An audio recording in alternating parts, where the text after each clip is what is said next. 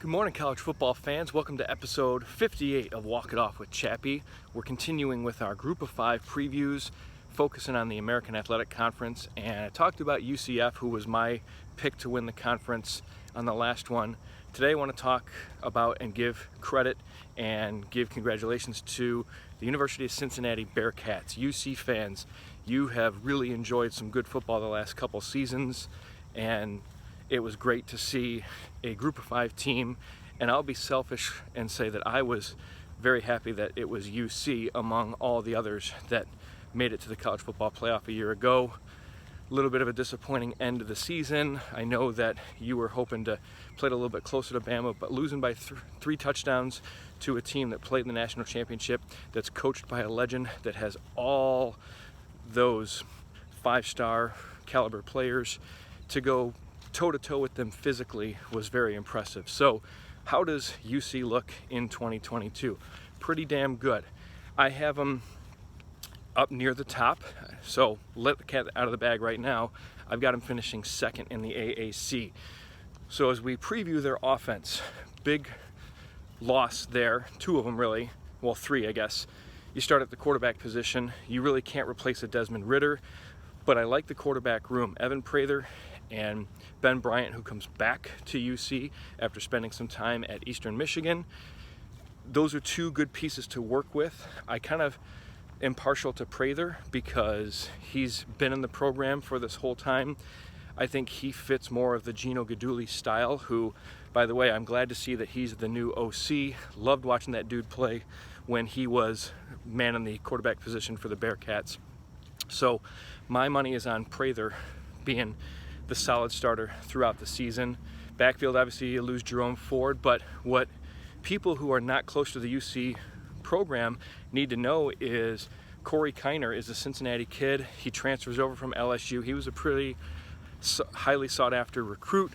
So he joins Ryan Montgomery, who averaged over 6 yards a carry, actually almost 7 yards a carry last year, 6.8 to be exact. And then Charles McClellan also averaged over 5 yards a carry. And what we know about UC is they reproduce running backs. They've done it the last 2 or 3 cycles, and I don't see that changing this year, especially when they get to run behind the best offensive line in not only the American Athletic Conference, not only the Group of 5 schools, but I would put this offensive line in the top 10 nationally. They can go toe-to-toe with pretty much any Power 5 defensive front that they're going to go against. 3 first-team All-AAC linemen, guys like O'Quinn and Metz, Jake Renfro. Those guys know how to move that line of scrimmage. They also know how to protect the quarterback, and they're going to need to going against some of their opponents on their schedule. Wide receiver, you lose Alec Pierce, who is probably my favorite Bearcat ever in UC history. But you still have Tyler Scott, you still have Trey Tucker. You get Nick Mardner, transfer from Hawaii, so you know that he's adept to catching the football because that's all they do out in the islands out there.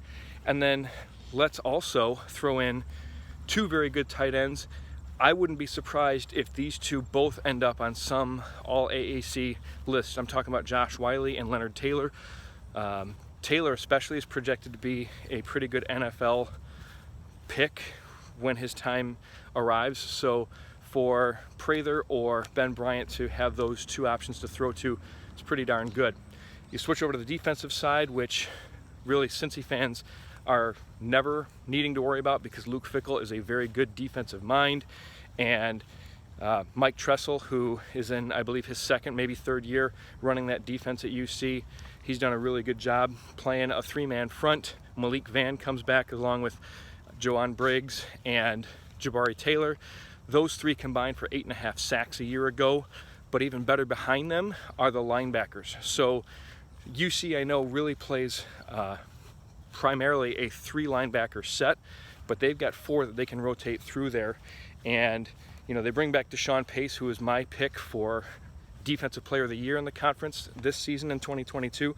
But then you also throw in Ty Van Fossen, Wilson Huber, and then also they get Ivan Pace, who transfers in from Miami of Ohio, the brother of Deshaun Pace. And then there's Jaheim Thomas, too, who coaches and insiders have mentioned his name the last couple of seasons. So really, you've got 5 linebackers that can play and probably start on all of the other AAC teams. And that's not to disparage those teams, that's just to highlight how good this linebacking core is. In the secondary, big obvious loss are the two solid corners, Sauce Gardner and Kobe Bryant, but they've got a freshman in J.Q. Hardaway who coaches and insiders are really high on. Arquan Bush was really their number 3 cover guy last year, and we saw him handle himself pretty well in the AAC championship game. He was matched up against some of those good Houston receivers, namely Tank Dell at times. So it's comforting knowing that he's coming back along with Hicks at safety, Javon Hicks. So 2 really good pieces. What they're going to need to do though is they're going to need to accrue some experience, and they're going to get tested, but by the time they play some of the heavier AAC competition, I think that these guys will be ready, and heck, they might be ready game 1. So speaking of that schedule on game 1, they have to travel to Fayetteville, Arkansas to take on a team in the Arkansas Razorbacks that a lot of people are high on. Some people are predicting that they might be the Cinderella sleeper for the CFP this year.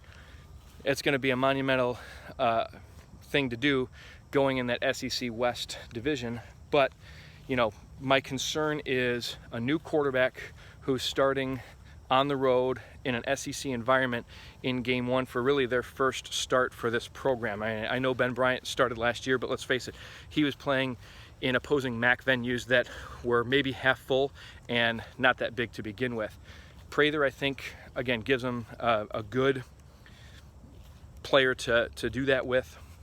But you're talking about an Arkansas defense that is going to be really good, and their D coordinator Barry Odom loves bringing pressure, and he loves to rattle quarterbacks. So if UC can control the line of scrimmage, which again, great offensive line, if they can do that, control the clock and win a physical game and keep it close and win it close, it's certainly within reach. I don't know what the line is on this, but if it's any more than a touchdown, either way, I would be shocked. So I'm calling that one a loss in the opener, mainly because it's on the road, but we saw Fickle has been able to go on the road to Power 5 programs and win, did it last year, and that was uber impressive. Then when you look at their AAC slate, they don't have to play Houston in the regular season, but they do have back-to-back road games at SMU in Dallas and at UCF, and that'll be UCF's homecoming game. They've won 3 straight over the Knights, but 2 of those 3, the wins came by just 3 points. So I'm expecting another close one there. Sorry, UC fans, I'm seeing a loss there because UCF is my team in the AAC this year. But then they finish up with Tulane at home, a team that they've beaten 4 straight times. So I'm calling a 10-2 regular season for Cincinnati. Another berth in the AAC championship game, but this time they'll have to play it on the road in the Bounce House in Orlando.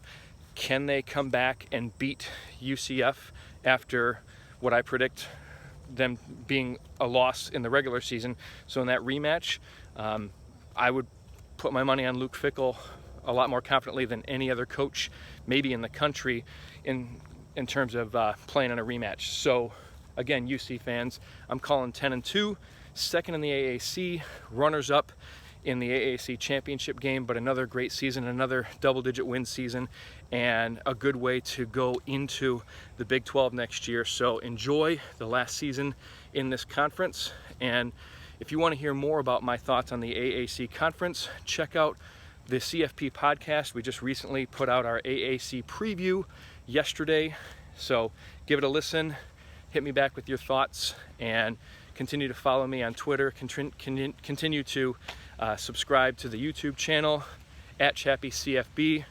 Thanks for all you do. Thanks for letting me do this. I'm Chappy, and this is what I know.